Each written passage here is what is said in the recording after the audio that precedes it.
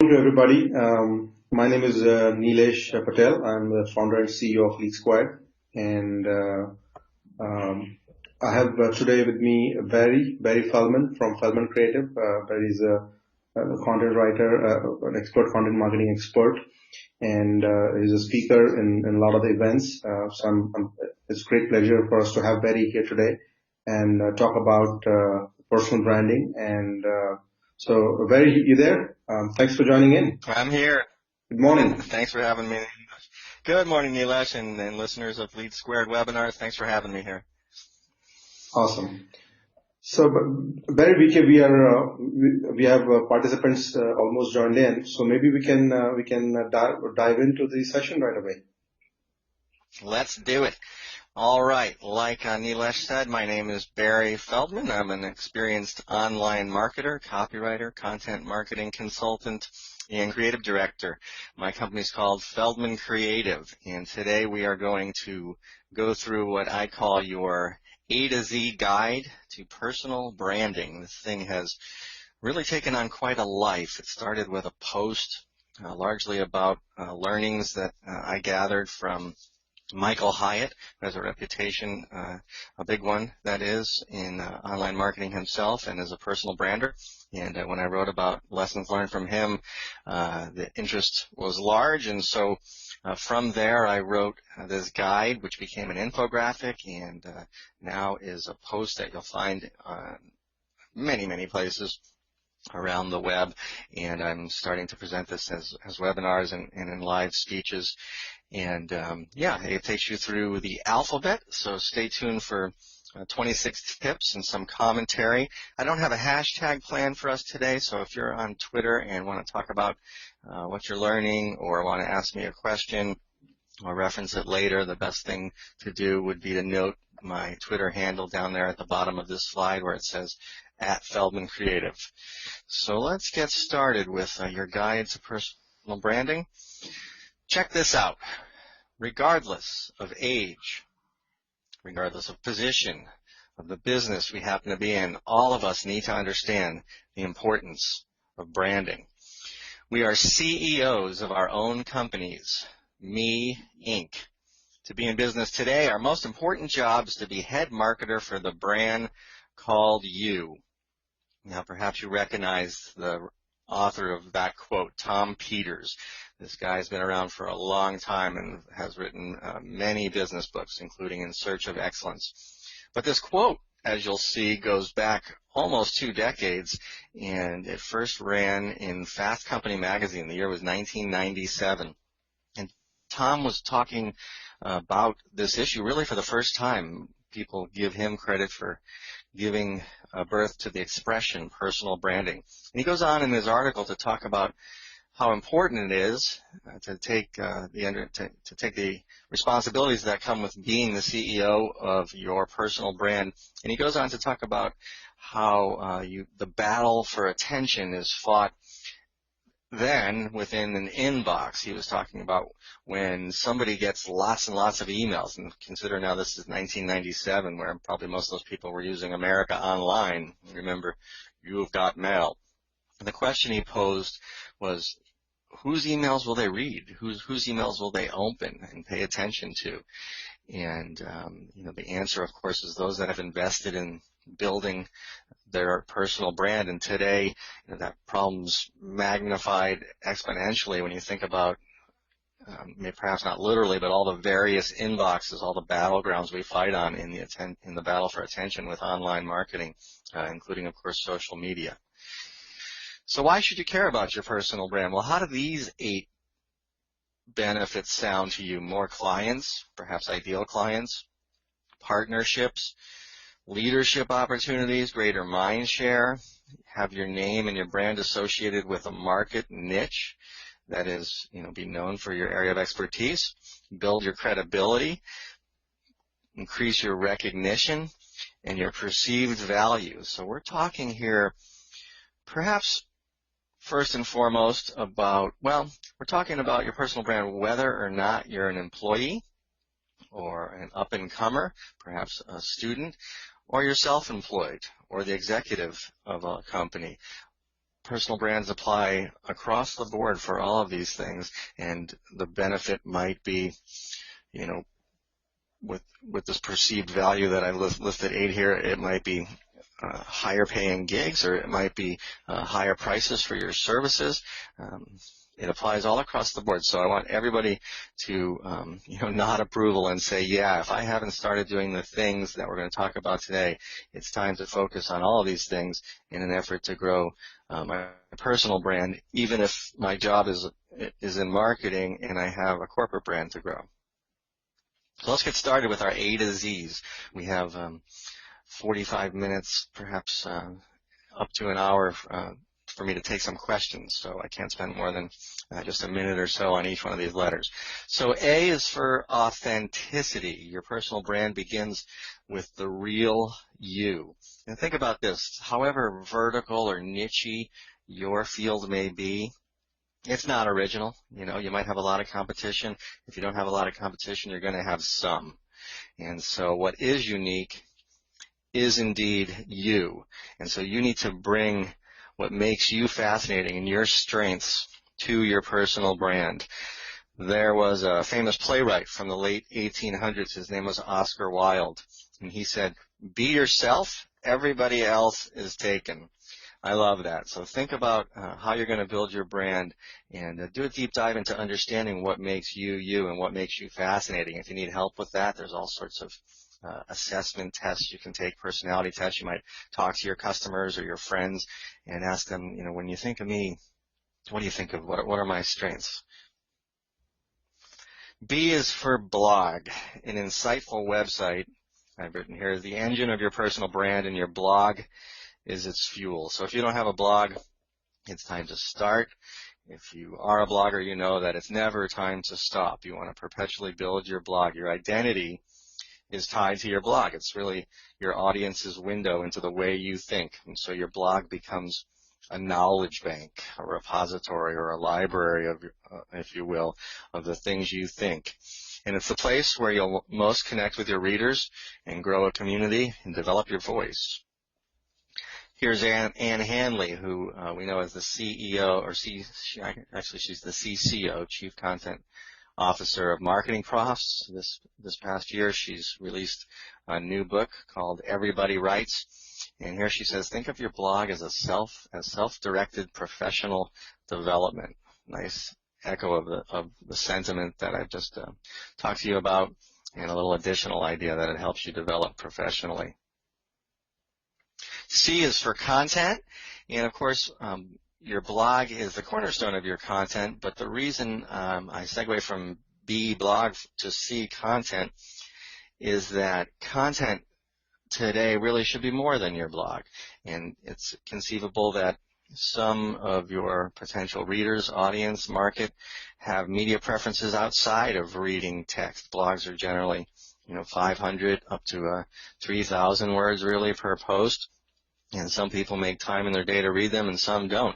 So your content should extend beyond your blog to cater to the people that have different media preferences. It might be the commuter who's often listening to podcasts. A lot of executives seem to favor video. Certainly we've seen the proliferation of video in this decade and last with the rise of YouTube. And so your content can take many forms. I've just touched on a few of them. What you should do is identify where your target market spends time online and what their media preferences are, and then continuously expand your content and your digital footprint to increase your reach. And then when you do that, you should also cross-promote. In other words, if you're doing a video, you'll want to make it easy for people to find your website and blog.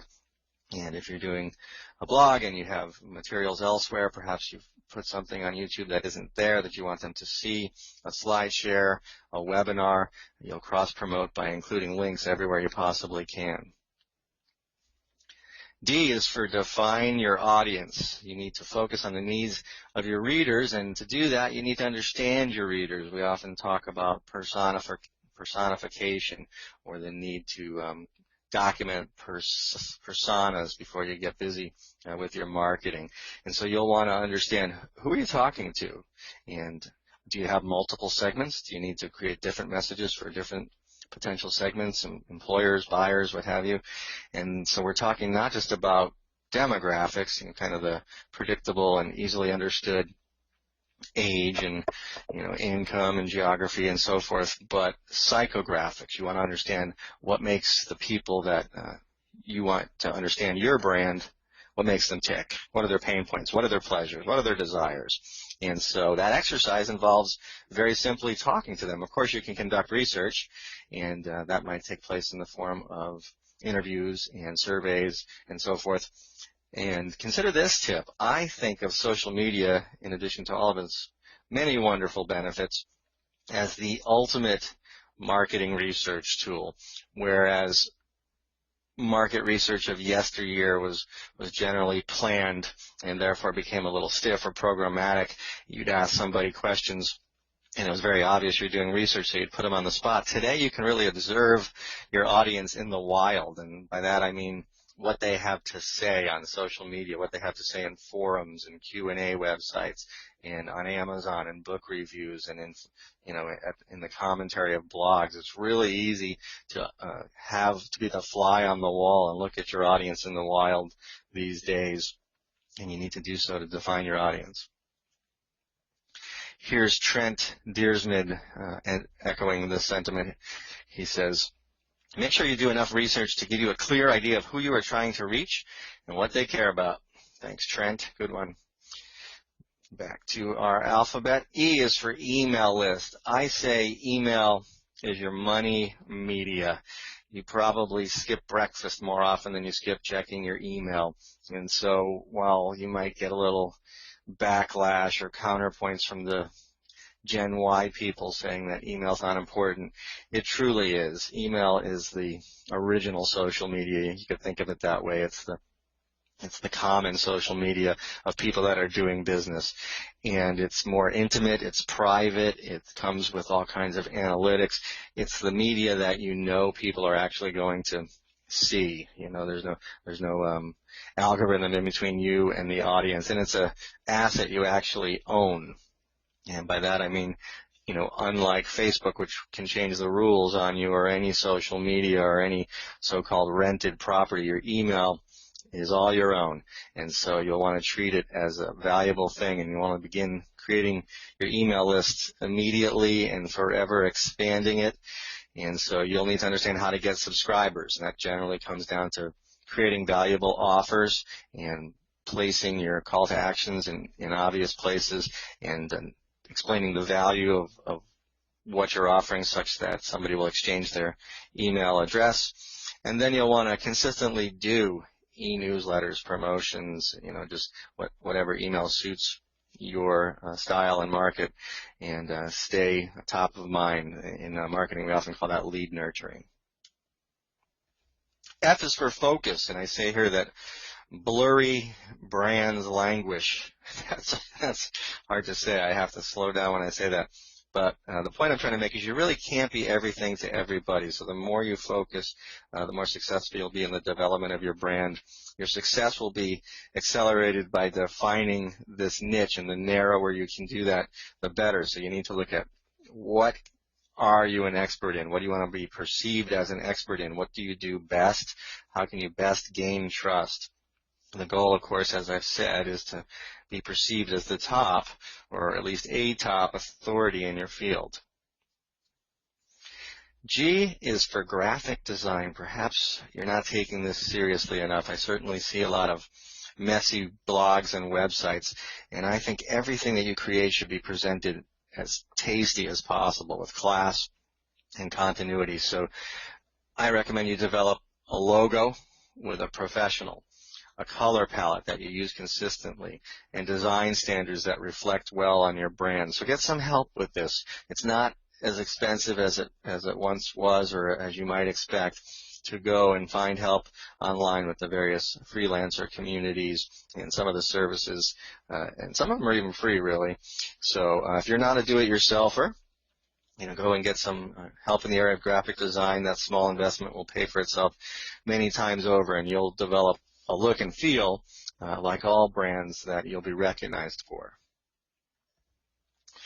H is for help others. Don't wait for opportunities to become for opportunities to come to you, but find ways to be helpful. Be proactive in this area. You may be familiar with Jay Baer. He's a marketing leader known for years now at Convince and Convert, and he's the author of a couple books, including Utility, a best-selling marketing book, which I think was released in 2013. And he talks about helping. The subtitle of his book is why smart marketers help, not hype. And so he's written a book about content marketing. Whoops, I didn't mean to go forward quite just yet. And I want you to apply that thinking that despite the fact that you're selling something, your brand, your product, your service, you're going to start the conversation by giving something, by being as helpful as possible. So look for these opportunities to make connections as a helper and a utilitarian. I is for influence. Influential professionals have prominent friends, so you should know who the influencers are in your field and seek them out and surround yourself with them and find ways to be of value to them. I mentioned Jay. I came to know him at a conference probably 3 or 4 years ago, and certainly is an influencer of mine. And now that relationship has opened a lot of doors for me. So you'll want to get on the radar of influencers. The easiest way to do that is through social media. If they have a blog and if they are influential, I'd say 99.9% sure they do have a blog. You'll want to use their commentary stream to, say something valuable, not just I like what I just read or thank you for that post, but, specific responses. You can add something to it. You can ask a question. This is a great way to get on the radar, really, of anybody, including the top authors in the world. Everybody pays close attention to the commentary stream on their blogs. And so you'll network with them. You might go to conferences where you would expect to find them. You'll learn from them. And ultimately, what you'll want to do to begin a relationship with an influencer is offer them something. This thing we do is surrounded by reciprocity. And so if you can give something to them, and an obvious first offer might be a guest post or even something small like sharing a tweet or promoting them or quoting them. As I've done here in this presentation, you'll see a number of quotes from influencers, starting with Tom Peters. This is how you build influence yourself, is you surround yourself with influential leaders in your market. Join. You need to affiliate yourself with groups and grow your brand by finding groups that you're proud to be a part of and get involved. So what should you join? I recommend you join email lists, social media communities, meetups. I'm not sure that the meetup thingamajig is alive and well everywhere. It certainly is in the States, and I'm a member of many meetups for social and professional reasons. And forums and professional associations, the list is pretty long. So, join, think of each one of these sort of things as your chamber of commerce, but in cyberspace, so your reach is going to be a lot greater. And I'm not saying don't join local groups either. If you're part of the growth of your brand is tied to what you're doing locally, consider those too. It's easy to join communities online and off, and typically it's a lot of fun. Here's Neil Schaefer, who's known as a LinkedIn trainer, leader, author. His business is called Maximize Social Media, and he echoes what I have to say here about getting involved in communities. K is for keywords. When surfers go a Googling, they are going to use keywords. They are going to type something in a blank field on a search engine. Keywords are not dying despite the slew of posts you've probably read about the direction SEO is going in. The conversation online, whether it begins with voice or typing, begins with somebody ultimately asking a question. And if you can identify what words they're likely to use, it's going to be important not just to your business brand, but your personal brand.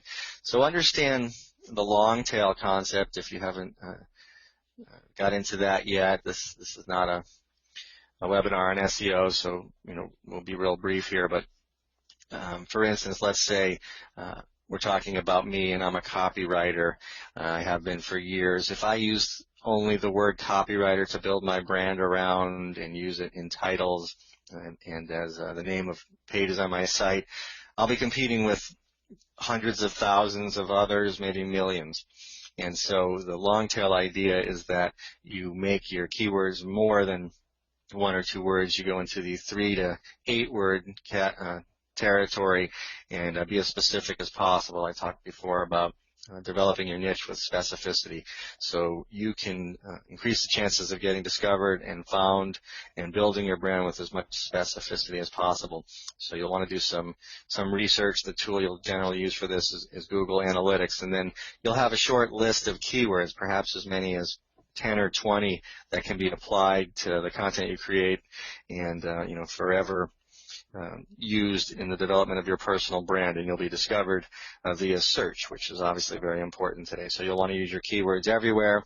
Your social media profiles come to mind here, particularly, well, all of them really. People are going to be searching when they first join networks like LinkedIn and Twitter, probably based on their market and their profession, and so those keywords will inform the searches of those networks, and you'll be followed just simply because of your strategic use of the right keywords.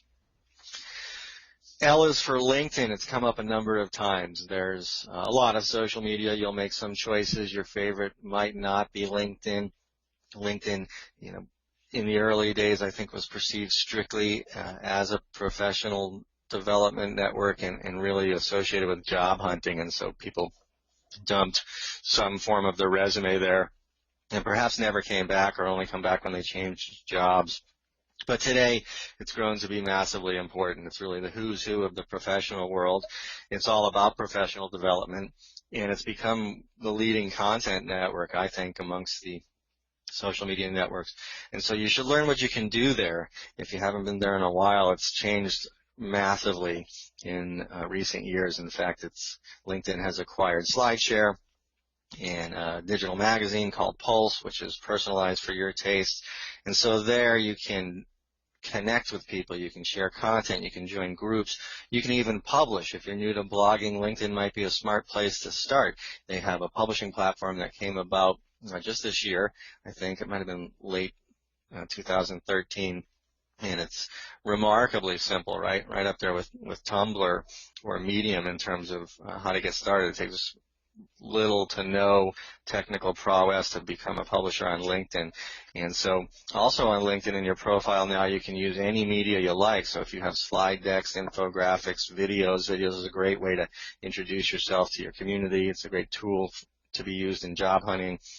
All that stuff can go on your LinkedIn profile. So learn what you can do with LinkedIn and take it more seriously perhaps than you are right now. M is for media. We've hit on this a little bit. It's grown in its complexity. So understand the variety of media available now. They keep coming at us, and it's not easy to keep up. I shall admit that the changes come continuously. But understand that there's various types of people, and their media preferences and consumption patterns are different. So the more you've got your finger on the pulse of the media and how it changes and how your target market uses and consumes media, the better off you're going to be. And then when you start taking content marketing seriously and you're creating a blog and various types of content, you're going to want to repurpose your stuff across media. For instance, this presentation is a wonderful example of what I mean. It didn't begin as a webinar. It got prominent as an infographic, but it didn't even begin as an infographic. It began as a story, like I said, and now it's taken every conceivable form, slide decks. You'll find some version of this on SlideShare, and so on and so forth. So this is what I mean by media and repurposing it. N is for network. I talked about joining. I talked a little bit about social. Make connections locally, regionally, globally. Have a business card or something of value to distribute. It could be more than a business card, could be a booklet, could be a book.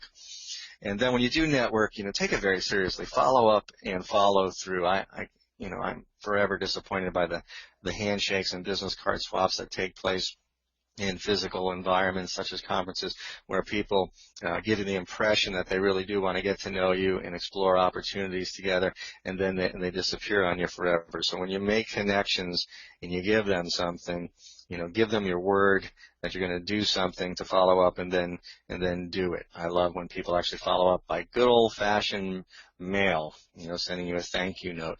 One time somebody sent me their book afterwards, which is brilliant. I'll never forget that person, and that person's now actually a good friend. But an email will do, just a simple email. It was great to meet you. Here's where we can connect. Let's do so right now. That type of thing. Networking is all important. It's a lesson that I wish I learned a little sooner in my career, to tell you the truth. O is for opine, and I guess I should explain. Sometimes I get to O and people go, opine, what's that? What I mean is have an opinion. This the idea that you can appeal to everybody. So when you blog and when you express yourself on social media, take a stand on what you believe. You're here for a reason, and you're going to be remembered much more clearly if you're bold and you stand for something. One of my favorite bloggers, her name is Erica Napolitano, and she talks about, she asked the question, what happens to those that travel down the middle of the road? And the answer is, they become roadkill. So if you're trying to be everything to everybody and take the safe approach, you're just going to blend in with the pack. So you'll be remembered when you express your opinion. Photo. This is one that I picked up from Michael Hyatt, who I mentioned was the inspiration for this piece in the first place. You are going to splatter your photograph everywhere across all social media. I call it the social sphere here. So once again, like my tip for hiring a graphic designer, I strongly recommend that you take your photo very seriously and have a professional shoot it. That really shouldn't break the bank. And it doesn't have to be a professional. Somebody with a good camera and a good grasp of photography should take a headshot of you. Many of them you'll want to talk about, what am I trying to communicate? Well, first and foremost, you're trying to communicate that you're a good person and you're a pleasure to do business with. So you'll want to smile and have a standard headshot. Don't let that sound boring to you. I see people not taking that seriously on social media and Twitter, that therefore you're presented with an egg, and you don't want to be that egghead person. That says to people, I don't care. So you don't want a generic avatar. You want a professional photo. You don't want that to be your dog, your cat, your vacation photo, your spouse, your family, a landscape. There's places to put those things, and in the development of your personal brand, you probably will talk about your life outside of your professional life, and that's cool. People want to come to know you. But when you meet somebody in the physical world, you don't whip out a picture of your pet, right? You look them in the eye, you smile, and you shake their hand. So you need a photo to do the same thing, to say, hi, this is me. You need to use it consistently. My photo, I don't know how much forethought I put into this, but I was wearing a black fedora a couple years ago when I did this photo shoot, and now people recognize me. I purposely wear that thing everywhere now when I go to conferences and stuff, and people recognize me because of that. So you see that in personal branding a lot, where somebody always wears the same color or a certain piece of clothing. So take your photo seriously. Don't skip that step when you're signing up for social media. Use it in the author box of your blog. Use it on your home page, and try to be consistent with it. It doesn't have to be the same photo, but it probably should be, or maybe it's from the same photo shoot, so you're easily recognized and looking professional at all times. Q is for questions. I like this one. Ask questions. Ask people to tell you their stories, give you their ideas, and listen closely.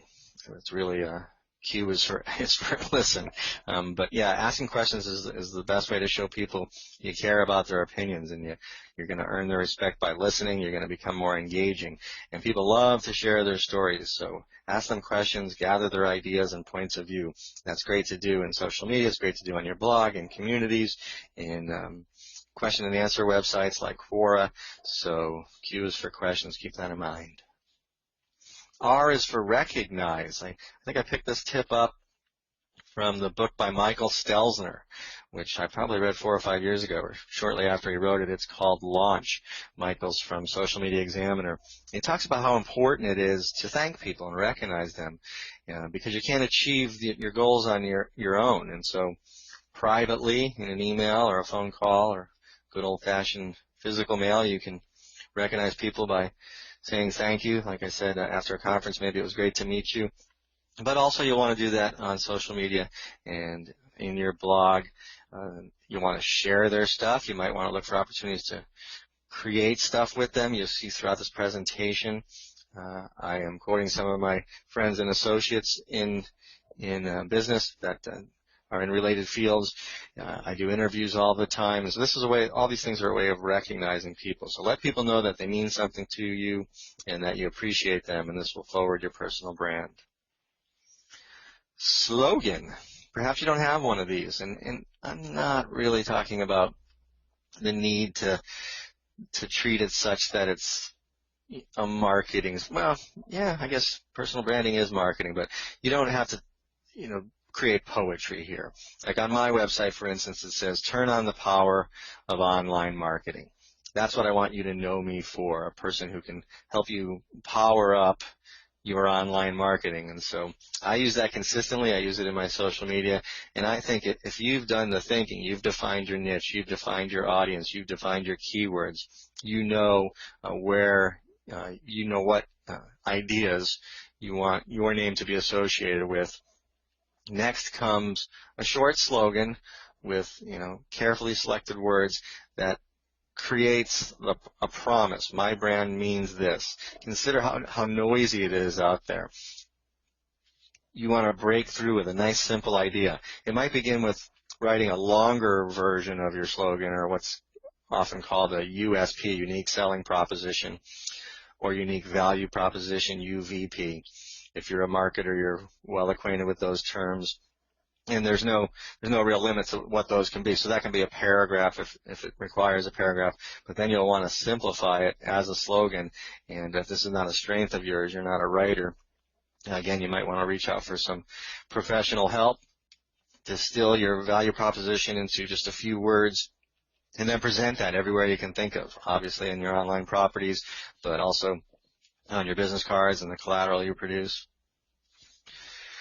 T is for teach. Every person you admire taught you lessons, including, of course, your teachers, and now the idea of teaching is almost really a pseudonym for social media itself, or content marketing. That's what I meant to say, not social media, but content marketing. So be a teacher. Commit to helping people by nurturing their skills. This, again, is the reciprocity idea. You are giving, and then it comes back.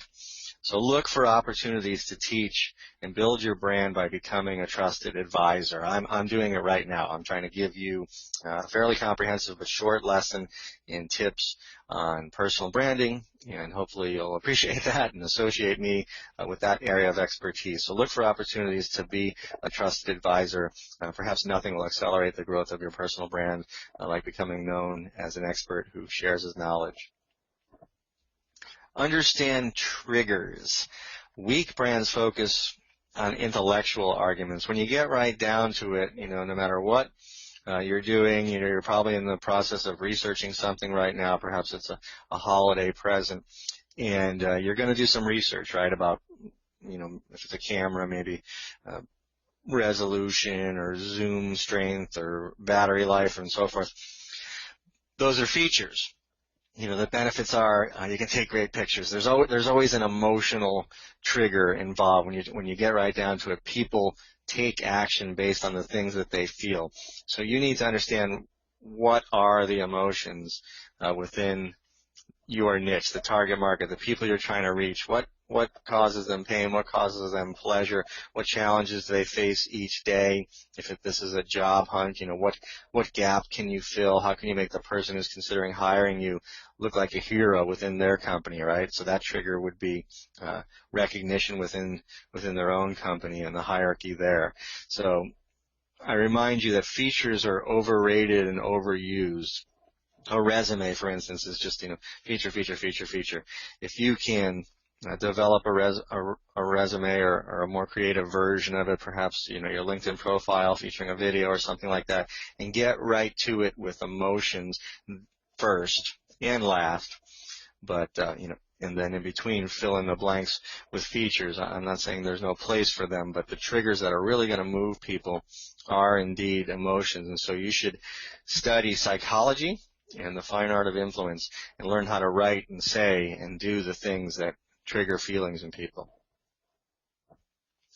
Your voice. Talked a little bit about Erica Napolitano before and about the idea that you can't be everything to everybody. Well, I think it's become pretty clear.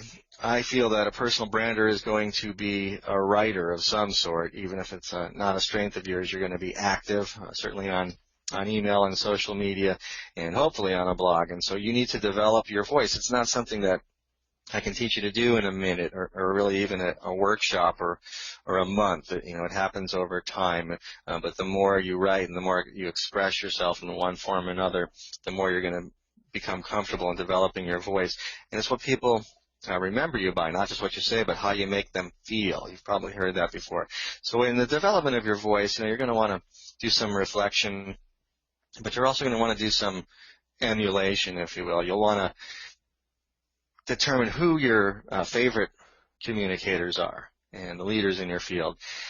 Not necessarily to copy their style, that won't be all that impressive, but if, you're going to have more than one of these people. So like if you're a writer, you're going to have, let's say, 5 to 10 absolute favorite writers, and the more you dive into their work and the more you try to learn from them, the more you're going to develop your own style. You're really going to meld a variety of styles into one. And another tip I recommend when you become a blogger, especially in the early goings, is don't mistake being a blogger for being a journalist. I think a lot of people make that mistake, and you see marketers call blogging brand journalism. And okay, yeah, there's such a thing as brand journalism. And journalists have been hit pretty hard in recent years, so a lot of them are working for brands now and have become bloggers. But journalism and blogging are not the same thing. Quality journalism is generally very objective, and quality blogging is very subjective. And so I bring that up because I believe in expressing yourself by having a strong point of view, which I've mentioned before, which becomes a part of your voice. So be yourself, write like you talk. And this is a great tip that comes from a writer named Jeff Goins. He says, ask yourself while you're expressing yourself, in his case, particularly in writing, am I enjoying what I'm writing? If that's the case, you're smiling as you're doing it, you probably are being yourself and not trying to pretend to be, a reporter or a journalist or a newscaster or what have you. Win friends and influence people. This book belongs on your bookshelf, perhaps even on your desk. It is the Bible of personal branding. Now, this was written by Dale Carnegie many decades ago, and we didn't have the expression personal branding then. And it's really meant to be a reference guide to sales and marketing. That's what winning friends and influence people is. Or at least that's what he meant by it. And so it's become the Bible of sales. But I think every lesson in it is legendary also for how it would apply today in sales and personal branding. So get a copy of that book, understand what's in it. There's some great examples and great lessons, and at the end of each chapter he simplifies it down to just one sentence. And so consider that the Bible of personal branding, and spend a little time with that classic book by Dale Carnegie. Actually we're on X, but I had to cheat here. Examine. So as you learn about digital marketing, modern marketing, you're forever reminded that everything is measurable today. And so we have analytics at our disposal when we have websites and blogs. And so when you deploy this small piece of code, Google Analytics, you are then capable of easily looking at what's working and what's not. So, any brand, including your personal brand, is a work in progress. So you'll want to constantly, or at least regularly, perhaps you do it monthly, quarterly, yearly, look back at your analytics and see how you're doing. Which pages on your site are people looking at, as demonstrated by page views, and time on site, which pages are they spending time with. Look at the kind of feedback you're getting offline and on. And what you're ultimately looking for is weaknesses. Are there areas of communication where you're not as clear as you should be and you're not as influential as you should be? Do they need refining? Do you need to give up on those areas? And then, of course, most importantly, when you examine your past, you're looking for the positives, the things that you have broken through with and are achieving success with, because you want to amplify those. You know, again, this presentation is a good example. I didn't see it coming, but it was so immensely popular now that I am building a whole set of assets specifically about personal branding, and coming to be known as somebody that shares knowledge there. Remember T? T is for teach. So examine how you're doing and understand what's working and what isn't. Y is for you, and I say this because of the unbelievably annoying large percentage of marketers who speak in third person, where they're calling themselves by their name or their company name, and they're calling their readers or end users or something like that. You know, you might say webinar attendees. You know, if I'm talking me to you. Hello, webinar attendees. And that's horrible. That's not a good way of expressing yourself, and it doesn't break through. You know, today it's all about building relationships, and building relationships traces to creating a conversation, and creating a conversation traces to speaking in first and second person. So as confusing as this may sound, you, when you write, should be I, and if you're talking about your company, perhaps we, but in a personal brand, you are I. and I am you. I don't know. Now I'm confusing myself. But your reader should be addressed with the word you. And so avoid that third person and pronouns and titles, and write conversationally. And if you know people's name, use their name too. That's obviously something you'll do in person, and now it's very easy to do in your email. Z is for zeal. A strong feeling of interest and enthusiasm that makes one determined to do something. That's the dictionary definition of zeal. And we're talking about passion. You're really not going to make it when you're faking it in personal branding. And so your personal brand really should be tied not only to your ambitions, but your passions. And so you'll want to know exactly what they are. And this continuous learning thing that you do, you know, you're going to be reading and investing and learning all the time. It's not going to work unless it's something that you feel really strong about. So you need to be determined to forever grow and bring your zeal to all that you do and all the things we've talked about today. And this will create a much more satisfying experience for you, and hopefully in the long term, much more successful experience for you. So here's Chad Pollitt. He's with a company called Digital Relevance, and its related blog, which is called Relevance. He says, never forget about your personal brand. It's inherently connected to the business brand you work for.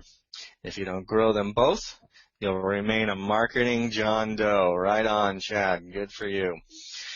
So I am wrapping it up now. There's me and my black fedora that I mentioned has become a part of my personal brand. And there is my Twitter handle once again. If you want to reach out to me on Twitter and connect, if we haven't done that before, let's do so now. I have my email address here if you'd like to get to know me or ask me a question. And that's also my website address, feldmancreative.com. So that's where you'll find my blog and connections to all my other social media. And I mentioned here, this just began maybe a month ago, the brandingsummit.com. This is a collection of 80 people speaking on the topic of personal branding. So it's an awesome information course. It's going on live right now for the first time. It's almost over, but the person who's put it together each day offers the content, interviews with I think 3 or 4 people for free for a short period of time. And then when that concludes, the product will not be free. But I was, I think, one of the first 1, 2, 3 people involved, and therefore my interview, which was largely about the A to Z guide to personal branding, to tell you the truth, is there. So 79 other viewpoints await you at thebrandingsummit.com if you're interested in learning more about the topic. I sure am. It's really fascinating. So I'm done talking to you. I thank you for coming here today, and if there are questions, I'd love to answer them, and if not, I'll be available to be contacted and talk about the topic later. So thanks so much for having me, Lead Square. Do we have any questions, Nilesh?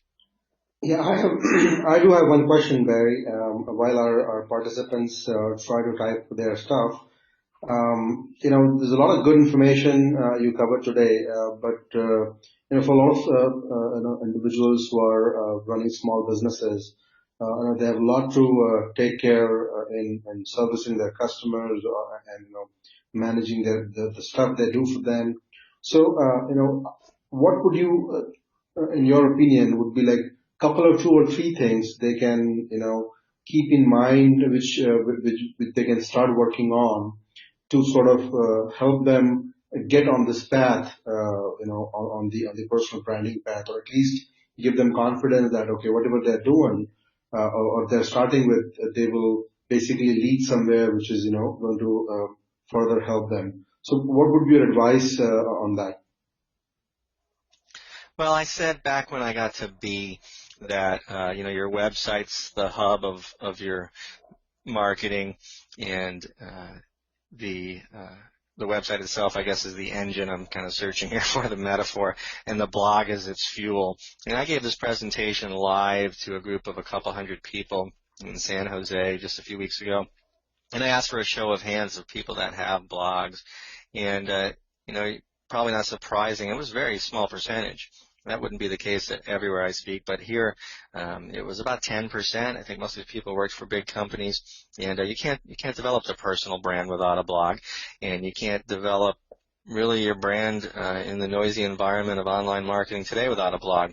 And so at the conclusion of that presentation, I was asked, if you can boil it down to one recommendation, what would it be? And I said B is for blog. So I'll say that again because I think people simply dismiss it, and it's not a good idea. Yeah, are there millions of blogs in your niche? Do tens or hundreds or thousands come on every day? Yes. Is it hard to get traction? Does it take a ton of work? Yes. Blogging is difficult, but everybody should understand that the big mothership, Google, and the other search engines that really determine our path to buying begins by somebody doing a search, and therefore you need to be discovered.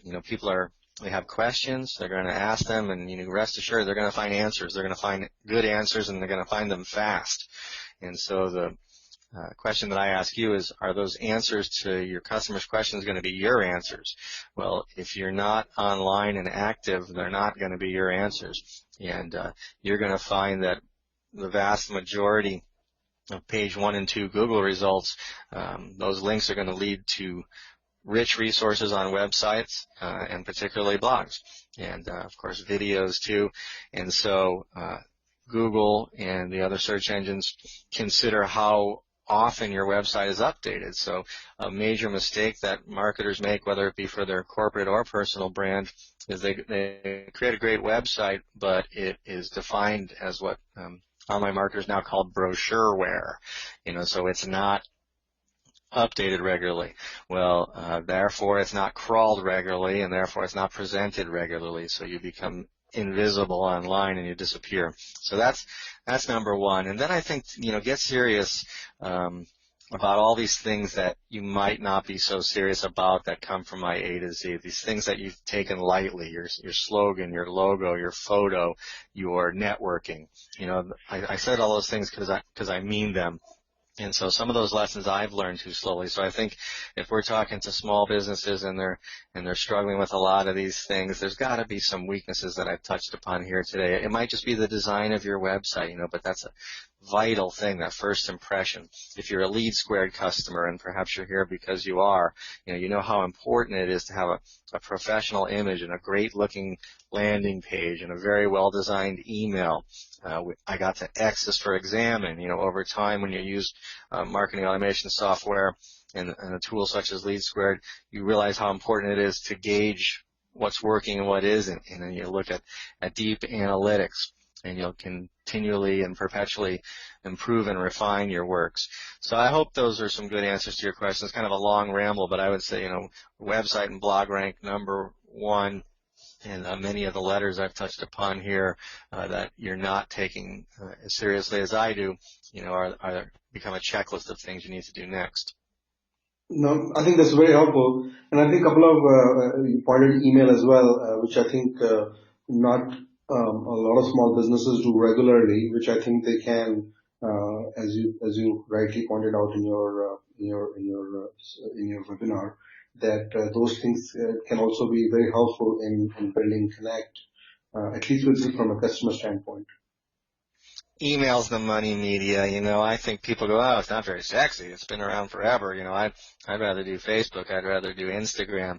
Well, you can do social media, and you should do social media, but email is that money media. Like I said, you need a list. I've decided that as far as metrics are concerned, the growth of my email list is my #1 metric.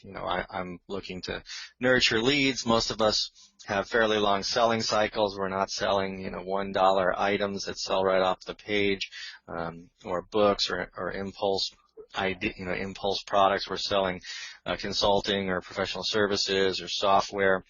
And so these are highly considered decisions, and people are doing a lot of research. I think the latest research indicates that the average B2B purchase is based on 10 or 12 touch points. So what do you think those people are doing? They're looking for referrals. They're reading your blog. They're reading competitive websites. They're digging deep.